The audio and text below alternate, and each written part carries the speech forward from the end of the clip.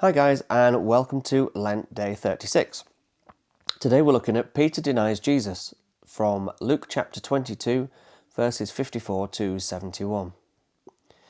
They arrested Jesus, took him off, and brought him to the high priest's house. Peter followed at a distance. They lit a fire in the middle of the courtyard and sat around it, and Peter sat in among them. A servant girl saw him sitting by the fire. She stared hard at him. "This fellow was with him," she said. Peter denied it. "I don't know him, woman," he said. After a little while, another man saw him and said, "You're one of them." "No, my friend, I'm not," replied Peter. After the space of about an hour, another man insisted, "It's true, this man was with him. He's a Galilean too." "My good fellow," said Peter, "I don't know what you're talking about." And at once, while he was still speaking, the cock crowed. The master turned and looked at Peter, and Peter called to mind the words the master had spoken to him. "Before the cock crows this very day, you will deny me 3 times. And he went outside and wept bitterly. The men who were holding Jesus began to make fun of him and knock him about. They blindfolded him. "Prophesy," they told him. "Who is it that's hitting you?" And they said many other scandalous things to him. When the day broke, the official assembly of the people, the chief priests and the scribes came together, and they took him off to their council. "If you are the Messiah," they said, "tell us." "If I tell you," he said to them, "you won't believe me. And if I ask you a question, you won't answer me. But from now on, the Son of Man will be seated at the right hand of God's power." "So you're the Son of God, are you?" they said. "You say that I am," he said to them. "Why do we need any more witnesses?" they said. "We've heard it ourselves from his own mouth." I was fortunate enough to be involved in a service commemorating the life and witness of Wang Zhiming. He was a Chinese pastor who, after maintaining a clear Christian witness in the days of Mao's Cultural Revolution, was executed in front of a large crowd. He is one of hundreds of martyrs who, in recent memory, have given their lives for the Christian faith. Among the things people saw in him, the things that made the authorities angry, was that he went on telling the truth, even when it became first costly, and then dangerous, and finally almost suicidal to do so. Faith and truth, expressed with grace and dignity, are unconquerable. That's why Wang is portrayed in a statue on the west front of Westminster Abbey, while nobody today remembers his accusers or executioners. Luke highlights Jesus' faith and truth as he tells what happened the night Jesus was arrested. Peter denies he even knows Jesus. The soldiers play games, mocking Jesus as a false prophet at the very moment his prediction about Peter comes true. The council quiz him, not to know what he really believes, but to find a way of framing a charge they can take to the Roman governor in the morning. And in the middle of it all stands the master, sorrowing over Peter, wounded by the soldiers, shaking his head over the self-serving Jewish leadership and continuing to tell the truth. It's a scene worth stepping into for a few moments as we ponder what is at stake and what it all meant. Think of the fireside, that chilly April night. Loyalty has brought Peter this far, but as the night wears on, tiredness is sapping his resolve. It's a familiar problem which sometimes strikes in the middle of the night, but more often strikes in the middle of someone's life or of some great project. We sign on to follow Jesus and we really mean it. We start work on our vocation and we have every intention of accomplishing it. Beginnings are always exciting, if daunting.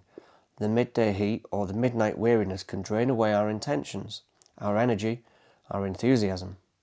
Few, if any, Christians will look down on Peter and despise him. Most, if not all, of us will think, yes, that's what it's like. That's what happens. Perhaps it's only when we've been there that, like Peter, we can start to live and work in a new way, no longer out of our own energy, but out of a fresh and humbling call of God. Now see the guard room where Jesus is blindfolded. Some of the guards are brutal and rough, ready for any sport that comes along. Others are simply doing a job but are unable to stand back when an ugly mood takes over. Their colleagues would think them weak and might make them the next target for their fun. One of the things that makes a bully all the more violent is the sight of weakness. He covers up his own inner fears by mocking others. This doesn't only happen in guard rooms with soldiers, it also happens in offices and boardrooms, in school playgrounds and restaurant kitchens.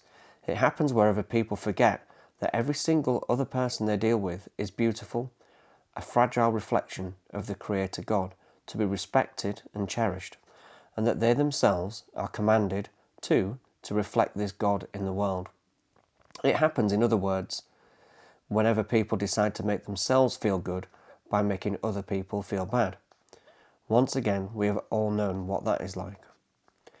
Finally and tragically, step into the courtroom. The council members have real power, if only as puppets of Rome. They have inherited a 1,000-year tradition of believing in the God of justice, and they boast of how their nation can bring that justice to God's world. But their overmastering aim here is to get rid of Jesus at all costs. For the moment, everything else is on hold. One statement from him will do, however cryptic it may be, as long as they can twist it and spin it to frame a charge. This is a familiar tactic to politicians, journalists and lawyers. Anyone with a quick mind, a ready tongue and a flexible conscience can practice it, and it creates innocent victims wherever it happens. Someone asked me today what it means to say that Jesus died for the sins of the world. I gave a rather rambling, but I hope adequate answer, but Luke is answering that question all through the passage. Peter's weakness, the guards' bullying, the court's perversion of justice, all this and much more put Jesus on the cross. It wasn't just a theological transaction, it was real sin, real human folly and rebellion, the dehumanized humanity that has lost its way and spat in God's face.